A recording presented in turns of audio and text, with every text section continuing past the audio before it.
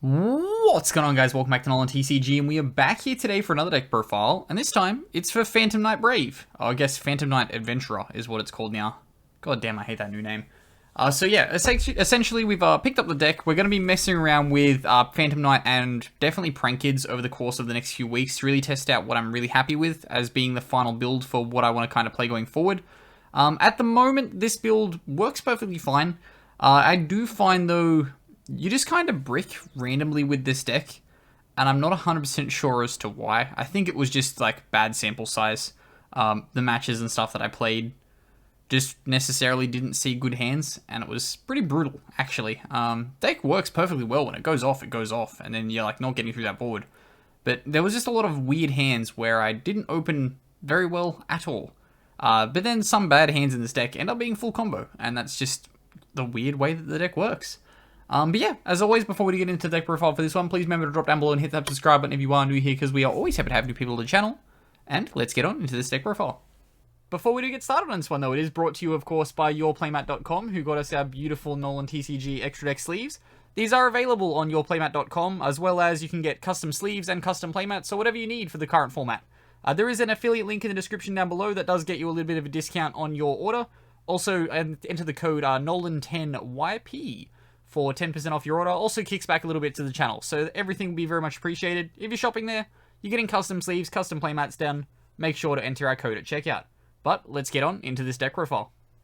Okay, so starting us off for this PK deck, we of course have the main PK. It is 3 copies of Phantom Knights of Torn Scale.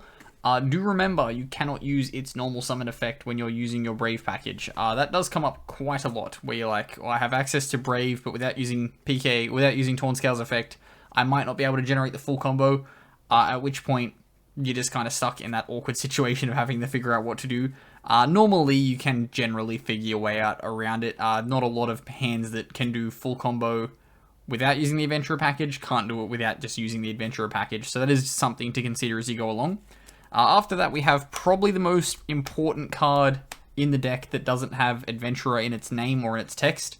It is Phantom Knights of Silent Boots. It is just your free special summon. In this build, I have really restricted the amount of generic free special summons that I have in favor of being able to have a bit more back and forth with other decks in the meta. Ultimately, I probably may change that going forward if I continue to play this version of the build. Simply because overall I wasn't super happy with the way that kind of left me feeling like Boots was the only way I felt guaranteed to have the full combo. So you might see a couple of changes to this list, like I mentioned at the start of the video, as we go forward. Then for the rest of our PK line, we have the 1 copy of Ancient Cloak, generic searcher for all of your monsters, 1 copy of Ragged Gloves for that random Foolish Burial, and 1 copy of Stained Greaves, which I feel is very important in the current builds of this deck when you're playing the Brave package, simply because your Torn Scales can't necessarily be normal summoned to use its effects, so you really want to Stained Greaves to try and get that working. And then that is it for our PK line. I did ultimately choose in this build to play 1 copy of Graph and 1 copy of Seer. These are the 41st and 42nd cards. The reason why I played this is because there was a couple of situations where I felt as though I needed that extra bit of extension, at which point Graph Seer was the obvious way for me to kind of look at that. At the end of the day, though, Graph Seer didn't work out very well for me in the short term of testing this deck out. I did see Seer a lot, which was odd because when I was playing the 40 card version of this build, it was very rare for me to see Burning Abyss cards. It's almost as if I put a lot of money into this deck and I'm being punished for it. Because, yeah, Seer just wants to now, of course, be in my hand, which is the worst one to see because you can discard the Graph mid-combo to kind of generate resources with your Brave package. You can't do that with Seer, and that sucks. I guess you can kind of do it with Seer, like late in the combo you discard. Look, it's not end of the world, but yeah, you get what I mean. A card is a Garnet in hand. And then after that we go into our Adventurer package. So we do of course have our 3 copies of Water Enchantress. Of course, banishes from hand or grave, gets you that add-off. Always good, always good. Just generic free negation, just for literally the cost of almost nothing. Plays around Nibiru quite well. Yes, it does burn it, so you can't use it for your opponent's turn, but you've just dodged the Nibiru. Hopefully you've then set up with, like, yeah, full combo from that point. Then after that, we have the 1 copy of Wandering Griffin Rider, of course, feeds into the same package. Free special summon as well. Then we go into our Destiny Heroes, so of course we still are playing that Destiny Hero package. Like, why wouldn't we? We're playing PK. So we've got the 1 copy of Celestial and the 1 copy of Dasher to follow that up. 1 copy of Artifact Scythe, of course. We're Scythe locking the opponent. That's the benefit of playing PK, and pretty much every massive monster spam combo deck at the moment is you always just manage to make a Scythe. And then last of the monsters in the main deck, we have our 3 copies of Ash Blossom and Joyous Spring. Then we go into our spell cards. Starting us off for here, we have the rest of our Brave package, or our Adventurer package. I hate saying Adventurer so much, but I need to get used to saying it. So we have, of course, the 3 copies of Rites of Aramisa. Of course, summons the token, activates Fateful Adventure from deck, which of course is the next card that follows up. And then you get your generic add from Fateful Adventure, and then you discard the card. And then, of course, it also searches your Draco back, the Rideable Dragon.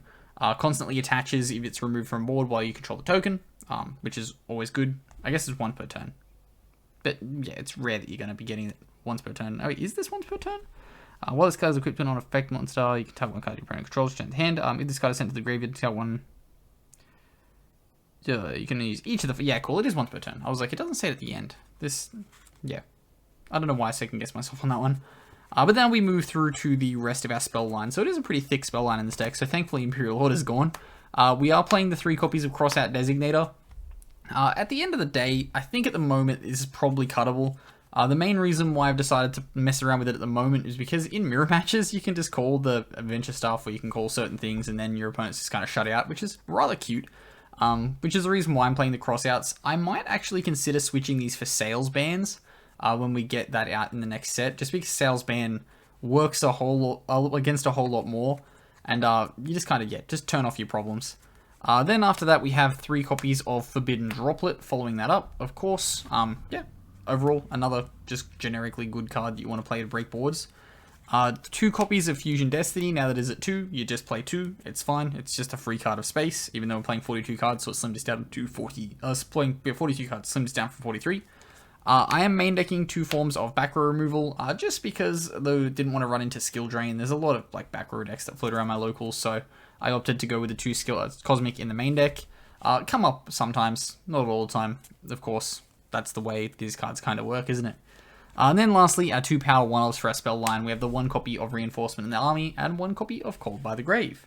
Then we go into our trap lineup. Of course, it is relatively slim for a PK trap line. So we've got the 1 copy of Fogblade, followed up with a 2nd copy of Fogblade, because we're playing 2 copies of Fogblade. 1 copy of Wings follows that up. And then lastly, we have our 1 copy of Shade Brigandine. Again, just free extension pieces to try and get you through all of your combos. That now brings us to our extra deck, and the extra deck actually has a surprisingly large amount of wriggle room in it. Considering you don't necessarily need to play anything for the adventure package to kind of make that go around in your extra deck, so you do have ultimately free choices to whatever you want to build. I've made some slight changes on the PK like extra deck that I would normally play, and I'll talk through some other options that you can go with while we go through that. But starting us off, of course, we have our 1 copy of Link Spider in the extra deck. It is our generic Link 1. We use it to transition through to things like your Verte Anaconda. I wouldn't say Dragoon package, but guess what? We don't have to play Dragoon in this deck, because we play the Pop one instead. Then for our Link 2s, we have the 1 copy of IP Masquerena, in hands where you have extra resources, you want to go into the IP. 1 copy of the Verte Anaconda, following that up. Of course, we're using this to make our DPE. 1 copy of Dagda, of course, it's for the Scythe lock, pretty obvious. And 1 copy of the most important one out of here of the Link 2s, I guess it's the most important one, Cherubini. Do keep in mind that Cherubini sends any level 3. That does mean you can send your Water Enchantress and turn on your entire Brave package. That does come up quite a lot if you open a lot of kind of just generic Phantom Knight extenders, I guess. You just go into Cherubini, send that, and then, yeah, away you go. You still have full combo. And then we go into a Link 3, so we have the 1 copy of Rusty Bardiche after that. Of course, Rusty does Rusty things. And 1 copy of Nightmare Unicorn, because we're using this as a transitional piece to get us through to the Access Code Talker. And then, yeah, Access Code Talker, generally just here to push game. We've cut the Boral Sword Dragon, just because I really don't like Boral Sword Dragon at the moment. It just feels like such a waste when you could be going to Access Code instead and then generating so much more resources. Also, this can just go off 2 effect monsters. It doesn't need to go off 3, which, yeah, it's just another benefit you have over playing the Boral Sword Dragon. Then we go into our Xyz line. So for our rank 3s, we have, of course, the 1 copy of Breaksword with the 1 copy of Levier. Breaksword's become a whole lot more important in this deck, and one of the reasons why I found that I was struggling when I was testing through combos for this is because I just completely forgot you can summon back Breaksword with the traps on your turn. Like, I've always just used that as an off-turn interaction. I was like, hold up. This is the one monster extension that I wasn't seeing in my testing. And then, yeah, of course, Leviair. Probably should use Leviair more often. Ultimately, I don't, but it will definitely get me through a lot more combos that I'm having difficulties with, kind of working through at the moment with the deck. Then we have the one copy of Downed Magician following that up, of course, because that's going to be transitioning through to our Zeus. And then these are probably 2 cards you can generally cut for anything you really want to. I'm still playing the 1 copy of Raider's Knight and the 1 copy of Arc Rebellion. They're almost completely useless in this deck build. Like, I didn't use them at all. I did in the previous builds before you had Brave, because it was just kind of generically the way you could push for game, pretty cute. But yeah, at the moment I haven't been using them at all. You can consider stuff like the Evil Swarm that just like floodgates out the opponent, or you could consider things like Nightmare Phoenix and then just generic Link 2s, I guess. I'll probably be cutting them for the level 2, the Link 2 Dark when that releases in Heroes, the new set, the Dark Magician set, the main set. And then, of course, lastly, we have 1 copy of DPE to round out the extra deck. That will, of course, wrap us up here for the deck profile for this one. So, as always, if you do have any recommendations or things you would change, do make sure to comment them down below. And as always, I've been Ben from NolanTCG, and have a good afternoon, everybody.